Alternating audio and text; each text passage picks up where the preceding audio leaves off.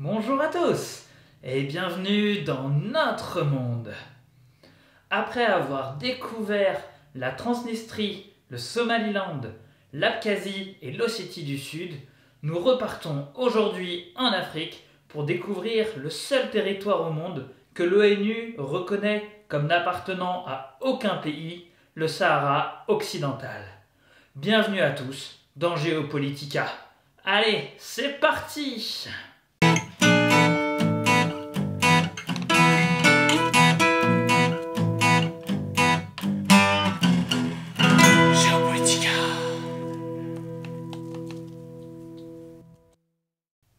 Commençons ensemble l'exploration du Sahara occidental par sa géographie.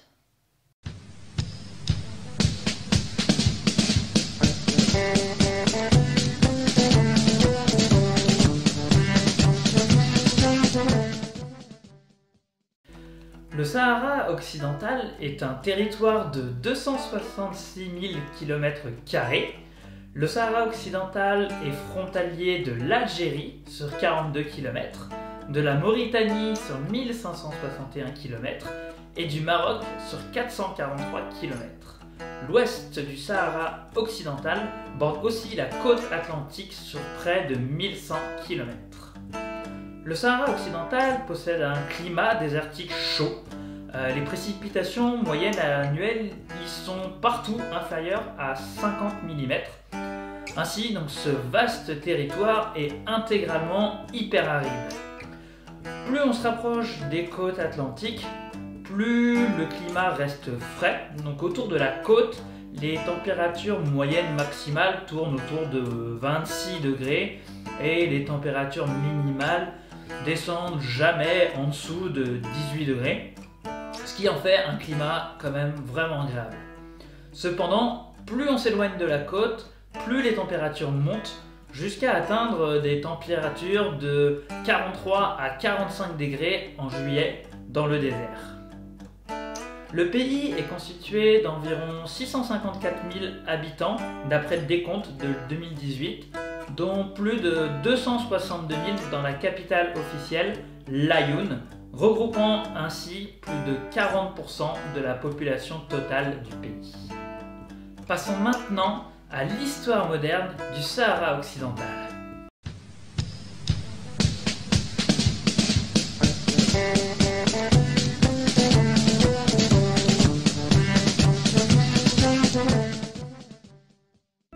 Donc l'histoire moderne du Sahara occidental a été façonnée comme la quasi-totalité des pays africains par la colonisation occidentale. En 1884, l'Espagne place ce territoire sous son protectorat. La prise de contrôle est confirmée par la conférence de Berlin de 1884-1885 et elle y établit ainsi des comptoirs commerciaux et une présence militaire. Le Sahara occidental devient réellement une colonie espagnole en 1924. Il est administré en commun avec le territoire du Cap Juby au nord, mais séparément des territoires marocains sous protectorat espagnol du nord du pays. L'Espagne réorganise ses territoires en Afrique occidentale espagnole entre 1946 et en 1958, puis en Sahara espagnol. À la suite de l'indépendance de sa partie nord, en 1956, le Maroc tentera de libérer Ifni, Tarifa et le Sahara occidental de l'occupation espagnole.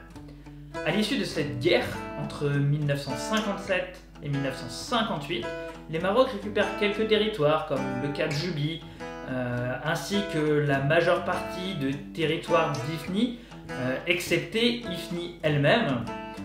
Toutefois, l'opération conjointe franco-espagnole appelée Écuvillon met en échec les forces armées marocaines et l'armée de libération nationale du Sahara occidental, les forçant ainsi à évacuer les villes d'Etchera, de Tafunda, de El Semara, qu'ils contrôlaient tous.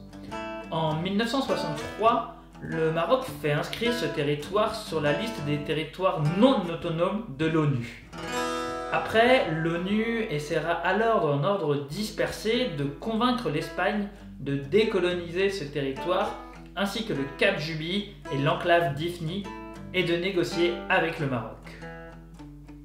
Le 6 novembre 1975, Hassan II, le roi du Maroc, organise la Marche verte, qui est une marche pacifique réunissant 350 000 volontaires marocains pour marquer la volonté d'une souveraineté marocaine sur ce territoire.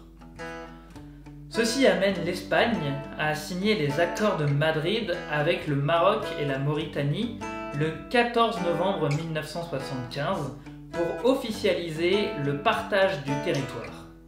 Ainsi, le Maroc obtient les 2 tiers nord et la Mauritanie le tiers sud. En revanche, ni les Algériens ni les Sahraouis qui peuplent la région ne sont consultés. Le retrait des troupes espagnoles est décidé peu avant la mort de Franco et s'effectuera de 1975 à 1976. En réponse à la signature des accords de Madrid, le 27 février 1976, la République arabe sahraoui démocratique est proclamée par le Front Polisario à Bir Lalou, au lendemain du départ des derniers soldats espagnols du territoire. Dans le même temps, la lutte armée du Front Polisario attaque par des insurrections éclairs les forces marocaines et mauritaniennes qu'il considère comme de nouvelles forces d'occupation. En 1979, la Mauritanie déclare un cessez-le-feu unilatéral à l'encontre du Front Polisario à cause du putsch militaire qui renverse l'ancien président Mokhtar Ould Daddah un an auparavant, ce qui neutralise de fait la Mauritanie dans ce conflit. Le Maroc devient ainsi le principal ennemi du Front Polisario. Les Marocains vont alors s'emparer des zones au sud qui étaient sous contrôle mauritanien et ainsi contrôler au total 80% du territoire du Sahara occidental à l'ouest, tandis que le Front Polisario contrôle les 20% restants à l'est. Dès 1979, l'idée d'un mur de défense s'impose comme une évidence pour les autorités marocaines. En 1980, le Maroc commence donc la construction du mur de sable le plus grand du monde avec près de 2720 km de long, protégé par plus de 100 000 soldats, également par des champs de mines, des remblais, des tranchées, des radars de surveillance rapprochés de plus de 50 km de portée, des portillons électroniques et des Northrop F-5. La construction du mur sera finie en 1987, figeant ainsi la situation telle qu'elle. Le Maroc et le Polisario signent finalement un accord de cessez-le-feu en 1991, préalable à un référendum d'autodétermination qui n'a toujours pas eu lieu aujourd'hui. La guerre du Sahara occidental a causé la mort de plus de 16 000 personnes et mis des milliers de réfugiés sur les routes, principalement dans le désert algérien. Passons maintenant aux enjeux géopolitiques du Sahara occidental.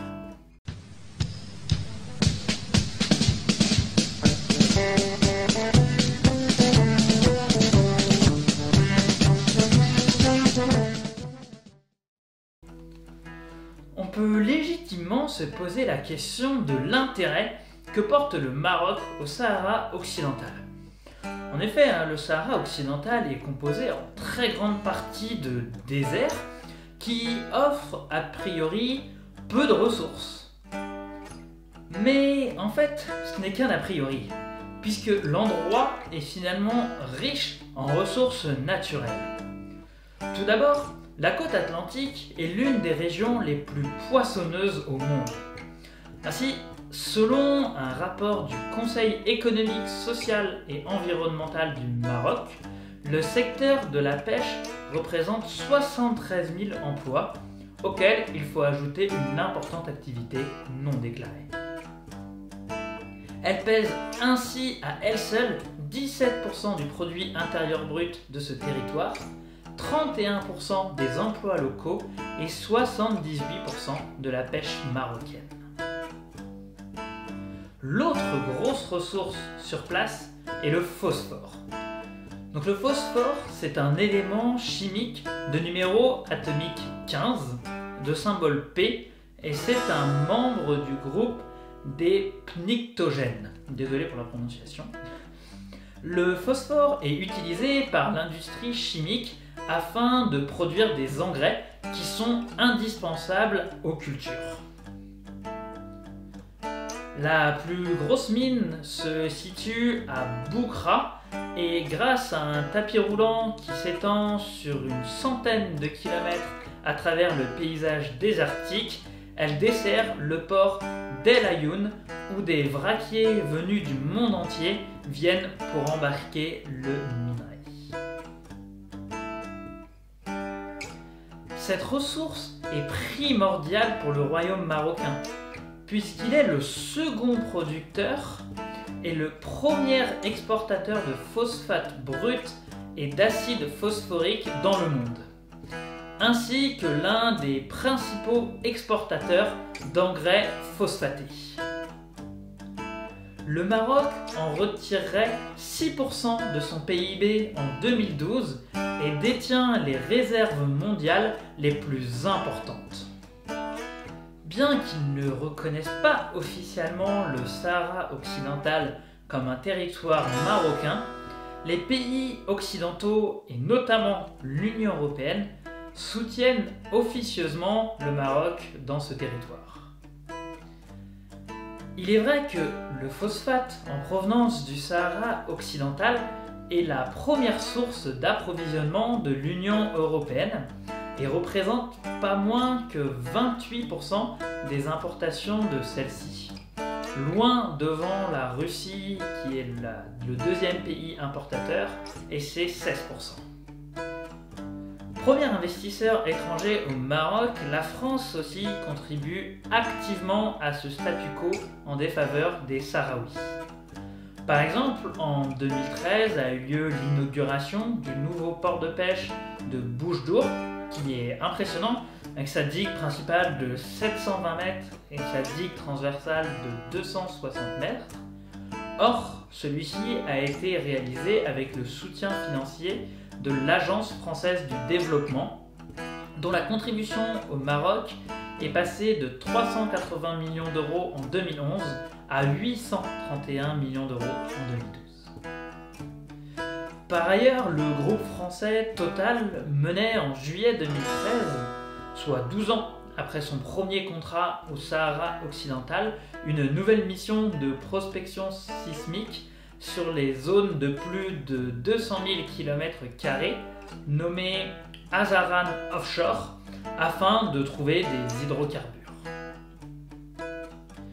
Dernier point géopolitique important, les pays occidentaux soutiennent aussi le Maroc puisque celui-ci est un rempart dans la lutte contre le djihadisme qui gangrène les autres pays de la région. Il est vrai que ses voisins algériens et mauritaniens, par exemple, sont rongés par des mouvements djihadistes, principalement soutenus par Al-Qaïda. Ainsi, on comprend aisément que le mur construit par le Maroc est une barrière physique à l'avancée des djihadistes, puisqu'il y a des soldats sur place. Et c'est donc un enjeu crucial pour les Occidentaux, qui apportent donc leur soutien au Maroc. Pour résumer, bien qu'ils ne reconnaissent pas officiellement le Sahara occidental comme un territoire marocain, les pays occidentaux, et vraiment plus particulièrement l'Union européenne, ferment les yeux. Parce qu'ils sont dépendants du Maroc pour l'importation de phosphate, qui est vital pour son agriculture, et pour la lutte dans le djihadisme dans la région. Bien évidemment, ces soutiens sont très défavorables aux populations sahraouites qui vivent dans la région et encore aujourd'hui des milliers de Sahraouites vivent encore dans des camps de réfugiés dans le désert algérien. Merci à tous d'avoir regardé cette vidéo. Une nouvelle fois, j'espère avoir pu vous instruire sur ce territoire peu connu d'Afrique qui est le Sahara occidental. Pour notre prochaine et dernière vidéo sur les pays qui n'existent pas, nous allons finir en apothéose et redécouvrir ce magnifique pays qu'est le Groenland. Allez, banzai!